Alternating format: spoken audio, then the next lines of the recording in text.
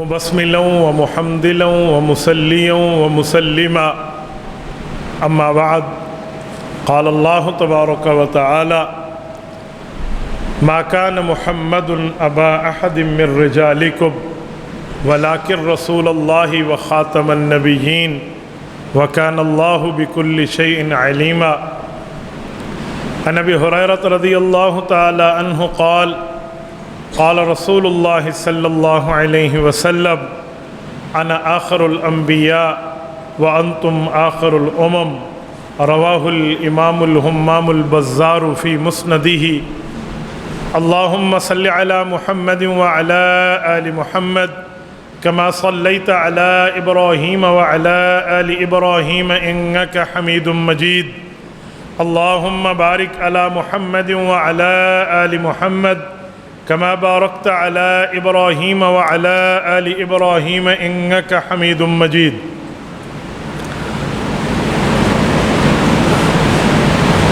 معزز دوستو، آج 17 مئی 2024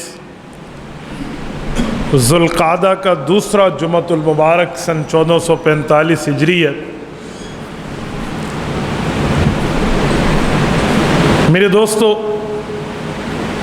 ہمارے نبی پاک صلی اللہ علیہ وآلہ وسلم کا اعزاز صرف یہ نہیں ہے کہ آقا انعامدار نبی بنا کر بھیجے گئے، بلکہ ہمارے پاک پیغمبر کا سب سے بڑا اعزاز یہ ہے کہ رسول اللہ خاتم النبیین بنا کر بھیجے گئے۔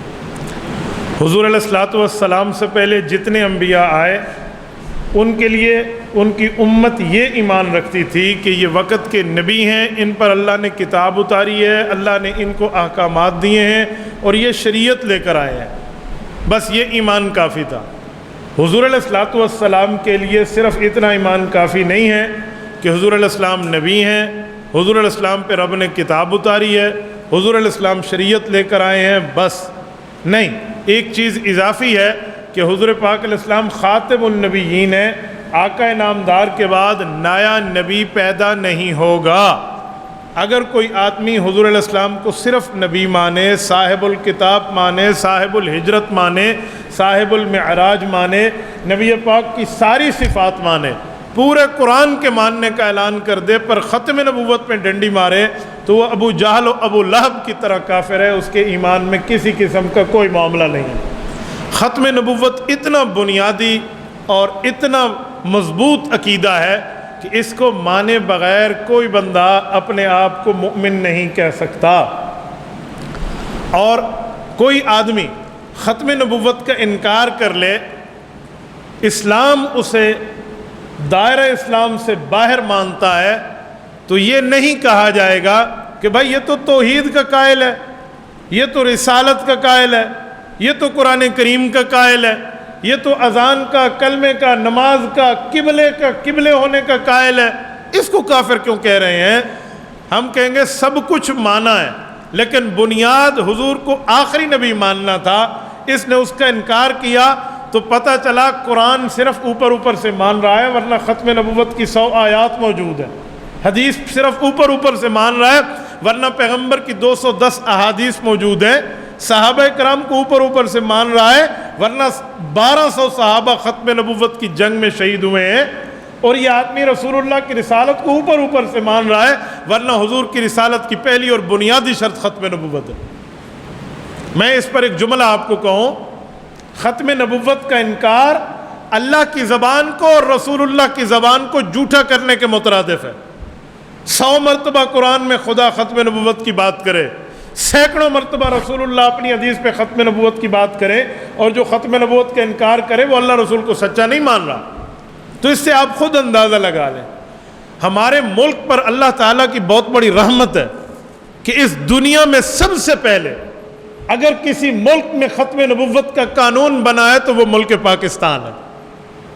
اہل عرب جہاں پر قرآن نازل ہوا، حجاز مقدس جہاں پر رسول اللہ آئے اور حضور پاک علیہ السلام کی نبوت کی کرنیں 4 دانگ عالم میں پہنچی، ان عرب ملکوں میں کسی ایک ملک نے بھی اس وقت تک ختم نبوت کے انکاری کو کافر اپنے آئین میں نہیں لکھا تھا جب تک پاکستان کا قانون ماراز وجود میں نہیں آیا۔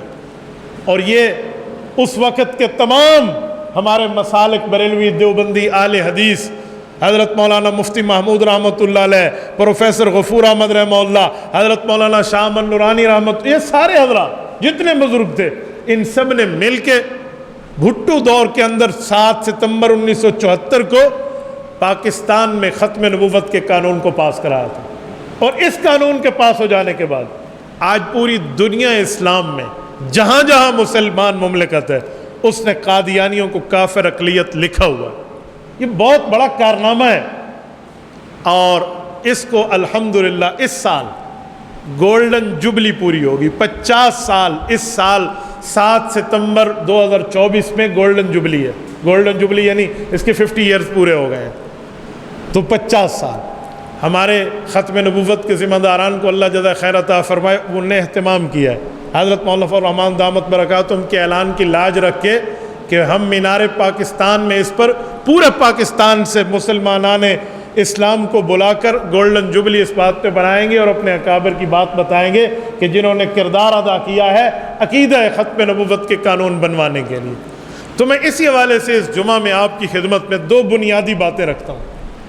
آج قادیانی انٹرنیٹ پر ایسے موجود ہیں، چھپے ہوئے بھی ظاہر بھی، جہاں عام مسلمان نہیں پہچان سکتے۔ آپ میں جتنے دوست بیٹھے ہیں، جتنے ہمارے جمعہ میں آپ حضرات تشریف فرما ہیں، میرے خیال میں کہ 2-4 بزرگوں کو چھوڑ کے باقی سب کی سوشل میڈیا پر آئیڈیز موجود ہیں، سوشل میڈیا کے پلیٹ فارم کو ہم استعمال کرتے ہیں۔ تو خدا کے لیے آنکھیں کھولیے، اپنی فرینڈ لسٹ میں دیکھیے، اپنے فالو والے پیجز میں دیکھیے، اپنی واچ لسٹ میں دیکھیے، کہیں کوئی قادیانی آپ کی فرینڈ لسٹ میں تو نہیں آ چکا۔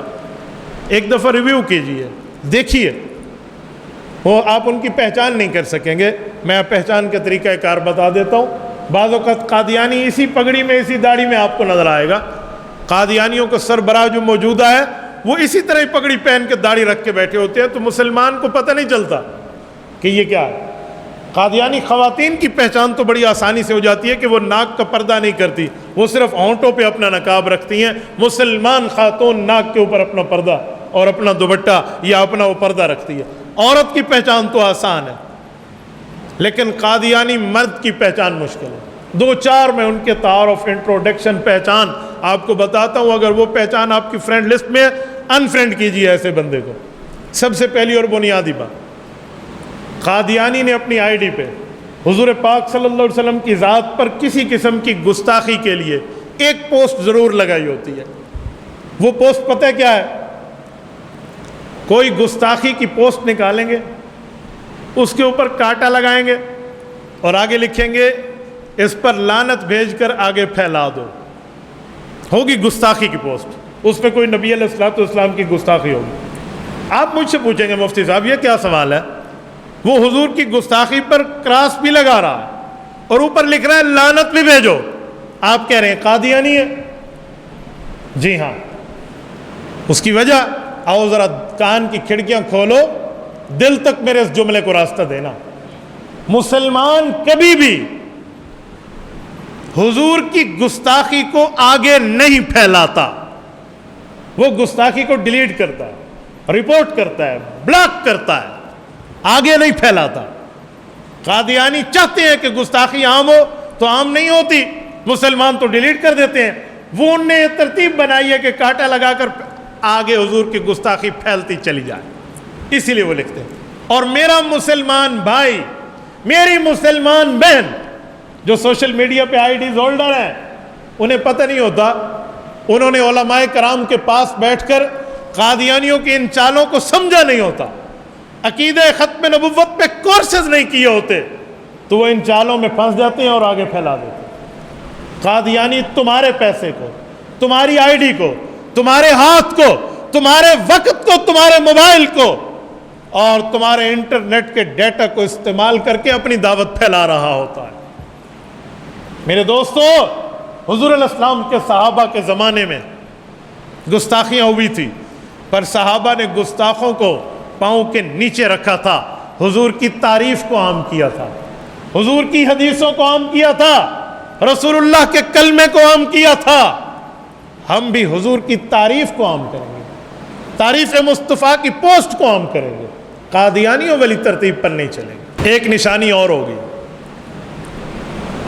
دل پر ہاتھ رکھنا، میں کسی پر کوئی سیاسی چوٹ نہیں کر رہا، لیکن میں قادیانیوں کی نشانی بتا رہا ہوں۔ جتنے قادیانیوں کو میں جانتا ہوں، میرا internet per millions of people سے زائد لوگوں سے واسطہ ہے، جتنی گفتگویں میں کر چکا ہوں، میں اس کا رزلٹ، نتیجہ، خلاصہ، تجربہ آپ کی خدمت میں پیش کر رہا ہوں۔ قادیانی جب دیکھتے ہیں کالج کا لڑکا ہے، اسکول کا لڑکا ہے، عام بزنس مین ہے، کوئی جاب ہولڈر ہے، اسے یہ نہیں پتا کہ یہ مولوی ہے، اس طرح اگر اسے پتہ چل جائے تو وہ یہ حرکت نہیں کرتا، لیکن وہ عام بندے پر ایک وار کرتا ہے۔ وہ وار کیا ہوتا ہے؟ علماء کرام کے قریب بیٹھا کرو، علماء کرام کی عزت کیا کرو، اس سے اس بندے سامنے والے کا ذہن بنتا ہے کہ یہ تو علماء کے حق میں بول رہا ہے، ہو سکتا ہے مسلمان ہو سکتا ہے اہل اسلام ہو، اس لیے تو مجھے عالم دین کے قریب کر رہا ہے۔ آخری ضرب مارے گا، کہے گا سیاسی عالم کی قدر نہیں کرو۔ آپ یہاں حیران ہوں گے کہ اس سے قادیانیوں کو کیا واسطہ؟ آؤ میں آپ کو وجہ دے رہا ہوں۔ جس وقت سیاسی علماء نے جناب ذوالفقار علی بھٹو کی حکومت میں قادیانیوں کو کافر اقلیت قرار دیا تھا اور وہ اس ملک سے ذلیل ہو کر نکلے تھے، تو انہوں نے آپس میں میٹنگ کر کے ایک بات طے کی تھی، کیا کہ ڈیوائیڈ اینڈ رول، مسلمانوں کو تقسیم کرو اور اپنا رولہ سیدھا کرو۔ انہوں نے کہا کیسے تقسیم کریں گے؟ انہوں نے کہا جی ایسے تقسیم کریں کہ انہیں علماء سیاستدان سے الگ کر دیں۔ کیوں؟ قادیانی جانتا ہے جو مسجد میں مولوی بیٹھے وہ زیادہ سے زیادہ جمعہ ہی پڑھائے گا نا، وہ درس دے گا۔ جو مدرسے میں بیٹھے ہیں وہ صرف طلباء کو پڑھائے گا۔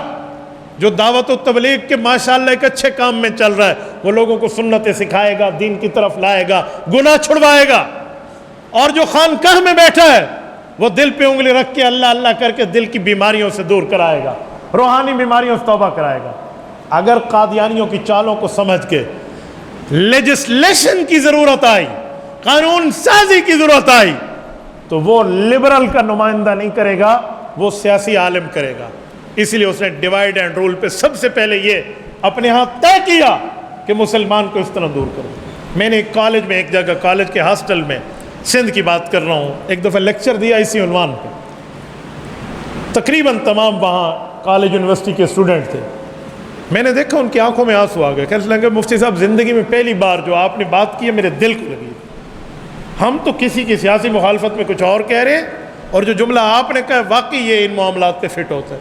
تھوڑے سے ٹھنڈے دماغ کے ساتھ، ٹھنڈے دل کے ساتھ، گہرائی میں اتر کے، ڈیپلی نظر سے کچھ تو بندہ دیکھے کہ ہمیں قادیانی کہاں سے دور کر رہا ہے۔ کیوں؟ وہ سمجھتا ہے کہ میری منجی ٹھوکی ہے نا تو وہ سیاسی علماء نے ٹھوکی ہے،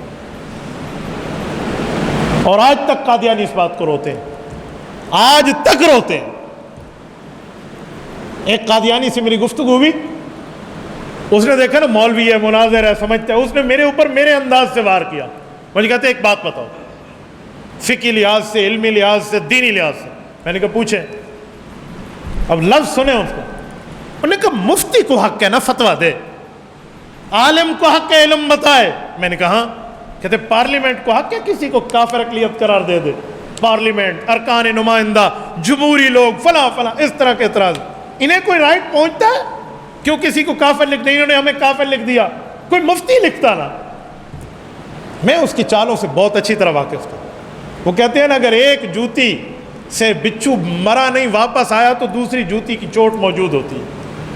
میں نے اسے کہا جناب محترم، میں تجھے گلے لگا کر اپنا بھائی بنا لوں گا، تو حضور پاک کے دامن رحمت سے وابستہ ہو جا، لیکن یہ چوٹ کسی عام بندے پہ مارے گا، شاید ہو سکتا ہے تمہیں اس کی چوٹ کی تاب نہ لائے اور تیری بات کی تائید کر دے۔ میں جانتا ہوں وہاں علماء بھی تھے، اس پارلیمنٹ میں مفتیان کرام بھی تھے، اور اپنے وقت کے تقوی و طہارت کے پہاڑ تھے۔ ان کا فتویٰ تھا، پارلیمنٹ نے فتویٰ نہیں دیا، اس فتوے کو ملک میں لاگو کیا، اس فتوے کی امپلیمنٹیشن کی ہے، اس کی تنفیذ کی ہے، اس کو نافذ کیا ہے، اس کو لاگو کیا ہے۔ آپ یہ نہیں کہہ سکتے کہ پارلیمنٹ کے مفتی ہے۔ ایک دفعہ تو اس بچوں کی چیخ نکل گئی کہ جواب کسے کہتے؟ تو یہ قادیانیوں کی چالیں ہیں میرے بھائیوں۔ میں والدین سے گزارش کرتا ہوں جو پیرنٹس بیٹھے ہیں، آپ اپنی اولاد کو چاہے دنیاوی تعلیم کے لیے، کالج یونیورسٹی کے ایجوکیشن کے لیے موبائل، لیپ ٹاپ، اور پتہ نہیں وہ کیا چیزیں آ گئی ہیں، اس طرح کی انٹرنیٹ کی چیزیں، آپ یہ چیزیں لے کر دے رہے ہیں، آپ وہاں انٹرنیٹ کنیکشن بھی دے رہے ہیں، جہاں اس کی اور برائیاں ہیں وہ اپنی جگہ، وہاں اس پر بھی نظر رکھیں کہ ریلیجنس کے طور پہ، مذہب کے طور پہ آپ کی اولاد کے مذہب پر کوئی حملہ تو نہیں کر رہا۔ یاد رکھیں، یہ آپ سے پوچھو گی کل قیامت میں اللہ کے دربار میں۔ میرے پاک پیغمبر نے ارشاد فرمایا، الا کلکم راع وکلکم مسئول عن رعیتہ، فرمایا لوگو تم میں ہر آدمی اپنی رعیت کا حکمران ہے۔ یہ خان کے غیورو ذرا رسول اللہ کی اس حدیث پر غور کرنا، ہم تو حکمران نہیں، ہم تو رعایا ہیں۔ حضور پاک یہ کیوں فرما رہے تم میں ہر آدمی اپنی رعیت کا حکمران ہے؟ ٹھیک فرما رہے ہیں، تمثیل ہے، تشبیہ ہے، ایگزامپل ہے، مثال ہے۔ آقا بتانا یہ چاہتے ہیں کہ ہمیشہ سینئر جونیئر کا حکمران ہوتا ہے، ہمیشہ بڑا چھوٹے کو سکھانے والا ہوتا ہے نا۔ تو والد اپنی اولاد کا، والدہ اپنی اولاد کی، اسی طرح کسی دفتر میں سینئر اپنے جونیئرز کا، کسی جگہ کام کرنے والے استاذ اپنے شاگردوں کی، یہ حکمرانی رکھتا ہے نا۔ تو فرمایا وَكُلُّكُمْ مَسْعُولٌ عَنْ رِعَاتِهِ، لوگو تم میں اس حکمرانی کے متعلق اپنی رعایا کا سوال ہوگا کہ تم نے انہیں کیا دین سمجھایا تھا۔ مسئول، سوال کیا جائے گا۔ اگر میں اس کے مفہوم کو عمومیت میں کھولوں تو مطلب ہوگا کہ پکڑ کی جائے گی اگر اس میں تم نے غلط اپنایا، تمہاری گرفت کی جائے گی اگر تم نے اس میں ناجائز معاملہ رکھا۔ یہ رسالت امام علیہ السلام کا فرمان ہے۔ آپ حدیث پاک کی کتاب اٹھا لیں اردو زبان میں، حضرت شیخ الحدیث مولانا زکریا کاندلوی رحمۃ اللہ علیہ، دنیا اسلام میں جس کو سب سے پہلے شیخ الحدیث کا لقب ملا ہے، آج بھی مدینہ طیبہ میں رسول اللہ کے قدموں میں جنت البقیع میں ان کی قبر مبارک موجود ہے۔ وہ فضائل اعمال میں ایک واقعہ تحریر فرماتے ہیں اور ارشاد فرماتے ہوئے لکھتے ہیں، لوگوں حضرت عمر رضی اللہ تعالیٰ عنہ اپنے گھر میں اپنی اولاد کے لیے کوڑا لٹکا کر رکھتے تھے۔ حضرت عمر کی اولاد رسول اللہ کے بچوں کی ماموں ہے، عبداللہ بن عمر حضور پاک کے بچوں کا ماموں، برادر نسبتی پیغمبر کی بیوی کا بھائی ان کے لیے کوڑا کیوں لٹکایا عمر فاروق نے؟ ان نے تو کوئی جرم نہیں کیا۔ عمر فاروق کی اولاد آسمان کے چمکتے ستارے، اس دھرتی کے افضل لوگوں میں شمار ہیں، کیوں لٹکایا حضرت عمر نے؟ پوری زندگی مارنے کی نوبت تو نہ آئی۔ حضرت شیخ زکریا فرماتے آخر کیوں لٹکا کے رکھا تھا؟ فرماتے ہیں صرف اسی وجہ سے کہ اولاد کو ایک بات کی تنبیہ کر دوں کہ خبردار جو تم نے شریعت اللہ کے رسول کے خلاف کوئی قدم اٹھایا تو عمر کا کوڑا جیسے مجرم کے لیے حرکت میں آئے گا، تمہارے لیے بھی حرکت میں آئے گا۔ پوری زندگی استعمال کی نوبت نہیں آئی، پر عمر فاروق نے اپنی رعیت کی حکمرانی کا صرف باہر حق ادا نہیں کیا، اپنے گھر میں بھی حق ادا کیا۔ تبھی تو کہتے ہیں دنیا عدالت میں تیرا نام رہے گا، اے فاروق تیرے نام سے اسلام رہے گا۔ ہمیں بھی اپنے گھروں میں کچھ نہ کچھ معاملات دیکھنے چاہیے۔ آج ہم کھلے عام انٹرنیٹ کا ڈیٹا اپنی اولاد کو دے دیتے ہیں، نہیں معلوم قادیانیوں سے واسطہ ہے۔ میرا پاس وقت کم ہے، آپ یوٹیوب اور باقی آئی ڈیز پر ہمارے پیجز پہ آپ سن سکتے ہیں کہ کس طرح اس ڈی اے خان سٹی میں کتنے کارگزاریاں ہیں یونیورسٹی لیول تک، جو نوجوان قادیانیوں کی چنگل میں پھنسے، پھر اللہ تعالیٰ نے آپ کے اس بھائی کے ہاتھ پہ انہیں دوبارہ کلمے کی توفیق عطا فرمائی۔ ایک دفعہ میں یہاں جامعہ عثمانیہ موریالی حضرت قاری محمد نواز رحمۃ اللہ علیہ کے ادارے میں جمعہ میں گفتگو کر رہا تھا، پرانی بات کر رہا تھا، اور میں نے وہاں یہ کہا کہ قادیانی اپنی لڑکیاں پیش کرتے ہیں یونیورسٹی کے اسٹوڈنٹ کو کہ ہم تمہیں غیر ملکی ریزیڈنسی اور وہاں کی نیشنلٹی اور یہ دینے کے تیار ہے، تم قادیانی ہو۔ میں جمعے کے بیان سے نیچے جمعہ پڑھا کر اترا، بیان کے بعد مجھے ڈی اے خان کے ایک بڑے عالم دین ہیں، اب میں کیا نام لوں، انہوں نے مجھے کہا کہ مفتی صاحب تھوڑا ہاتھ ہولا رکھو۔ میں نے کہا کیوں؟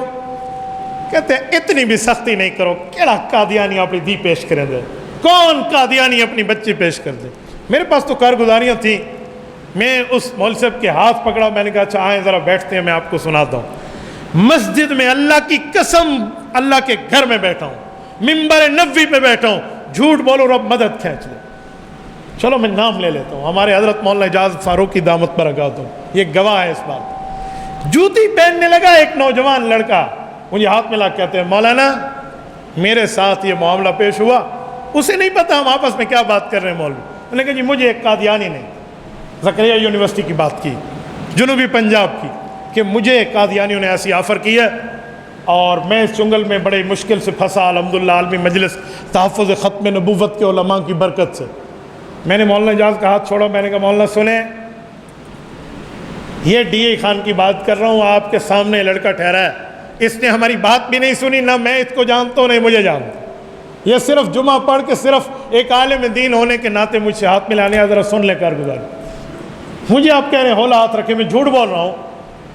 ہولے ہاتھ کا کیا مطلب ہے؟ میں جو دیکھتا ہوں وہ بتاتا ہوں. میں ہمیشہ ایویڈنس کی بنیاد پہ بات کر رہا ہوں, میں نے ہوا میں تیر نہیں چلا.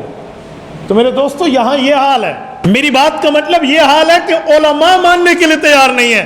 عام عالم جس کے سامنے کارگزاری نہ ہے, عام سے مراد اس فیلڈ سے ریلیٹڈ نہ ہو, وہ ماننے کے لیے تیار نہیں. کیسے بھی ہو سکتا ہے؟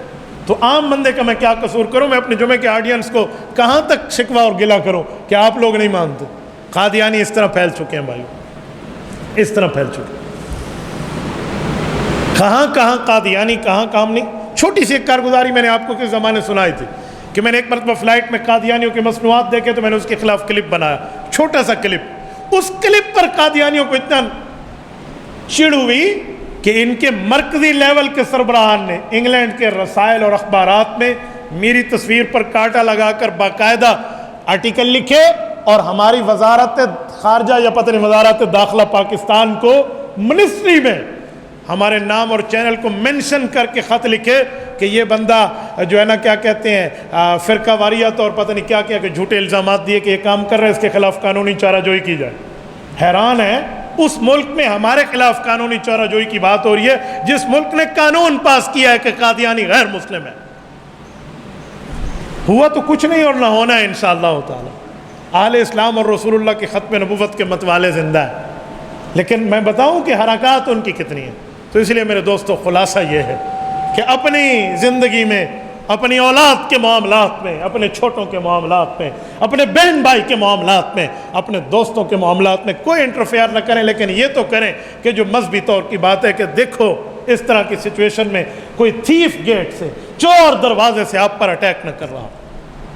اور اللہ کا کرم ہے 28 مئی 2024 کو یوم تکبیر بھی ہے. اسی دن ہمارے چیف جسٹس قاضی فائز عیسیٰ نے وہ قادیانیوں کا کیس اب سماعت کے لیے مقرر کر لیا, جس کے لیے 3 ہفتے مانگے تھے اور آج 4 مہینے ہو گئے ہیں, اور پوری مسلم قوم سراپا احتجاج ہے کہ قادیانیوں کو ریلیف پاکستان کی سب سے بڑی عدالت کے سب سے بڑے جج نے دیا ہے. تو اس کے خلاف اس دن سے علماء لگے ہوئے ہیں, اور یہ اب 28 مئی کو آ کے وہ مقرر ہوا ہے مبارک احمد ثانی قادیانی کا کیس. اس کے لیے دعا بھی کریں کہ اللہ تعالیٰ اسلام کی فتح عطا فرمائے. میں اگر یہ کہوں نا کہ مجھے ان پر اعتماد نہیں ہے تو یہ میرے دل کی آواز ہوگی کہ مجھے ان پہ اعتماد نہیں ہے جنہوں نے رسول اللہ کے دشمن کو ریلیف دیا ہے. لیکن ایک چھوٹی سی بات لے کر دل دکھی ہے بھائی, ہر مسلمان کا دل دکھی ہے کہ سب سے بڑی عدالت کے سب سے بڑے جج کا سب سے بڑا بلنڈر آئے گا اور سب سے بڑے نبی پاک کی ذات کے بارے میں اس کے دشمن کو اتنا ریلیف آئے گا. اس دل دکھی کے ساتھ میں کیا اعتماد کی بات کروں؟ کس نے ہم سے عزت کروانی ہے؟ عزت پہلے پیغمبر کی ذات ہے.